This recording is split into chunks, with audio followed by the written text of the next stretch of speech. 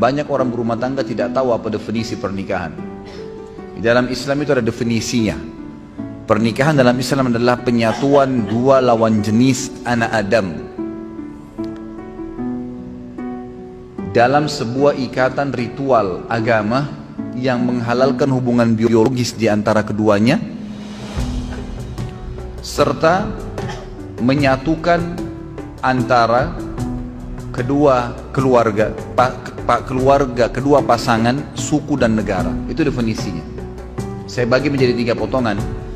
Pernikahan dalam Islam adalah penyatuan antara dua anak Adam, dua jenis, ya, dua lawan jenis dari anak Adam, laki-laki dan perempuan. Dari definisi ini keluar, tidak boleh nikah sesama jenis, nggak ada homoseksual, nggak ada lesbian. Adanya laki-laki dan perempuan, murni, laki-laki full, perempuan full, semuanya. Yang tengah-tengah nggak diterima dalam Islam. Banci, lesbian, homoseksual nggak ada dalam Islam, ditolak semua, dosa besar, hukum, nggak boleh, penyakit.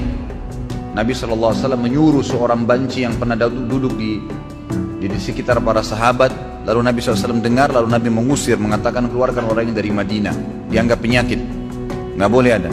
Kemudian dari anak Adam, berarti tidak boleh seseorang muslim menikah kecuali kepada manusia. Tidak boleh nikah sama jin, nggak boleh melampiaskan biologis dengan hewan, sama manusia. Dalam satu ikatan ritual agama yang menghalalkan hubungan biologis di antara mereka. Jadi ini ibadah. Pernikahan adalah ibadah. Kalau Anda yang hadir di sini sudah menikah dan belum niat ibadah waktu itu, hanya karena ajakan teman, hanya karena suruhan orang tua, hanya karena kebetulan suka, itu semua tidak ada dalam Islam. Tidak ada. Pernikahan harus jelas dari awal niatnya karena ibadah, sehingga suka dukanya kita bisa laluin. Yang menghalalkan hubungan biologis di antara keduanya, memang tujuan pernikahan 50%, 70% hubungan biologis. Allah sudah bebankan. Munafik orang mengatakan tidak butuh lihat lawan jenis. Kita butuh lihat, butuh ngobrol, butuh pegang, butuh cium, butuh curhat, butuh berhubungan jima, hubungan biologis. Itu fitrah. Kalau ada orang tidak butuh ini, dia keluar, abnormal, bukan orang yang normal.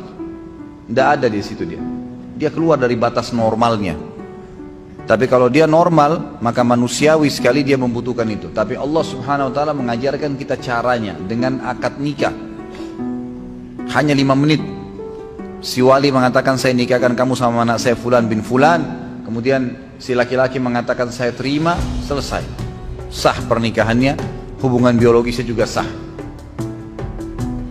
Lalu dikatakan akan menyatukan keluarga kedua pasangan. Jangan antum menikah targetnya hanya pasangan kita. Kalau kita menikah, tanda kutip kita juga menikah, tanda kutip ya, kita juga menikah dengan keluarganya. Harus siap, ada ipar, ada mertua. Banyak orang ribut sama mertuanya, ribut sama iparnya karena dia tidak siap. Dia cuma mau pasangan hidupnya saja, eksklusif. Iparnya datang gak dibukain pintu. Suaminya mau bakti sama ibunya, cemberut. Dosa dia.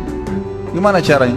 Hukum syar'i tidak bisa diubah. Ini bukan hukum rimba. Hukum Allah pencipta langit dan bumi. Laki-laki tetap wajib bakti sama orang tuanya sampai dia mati. Dianya mati.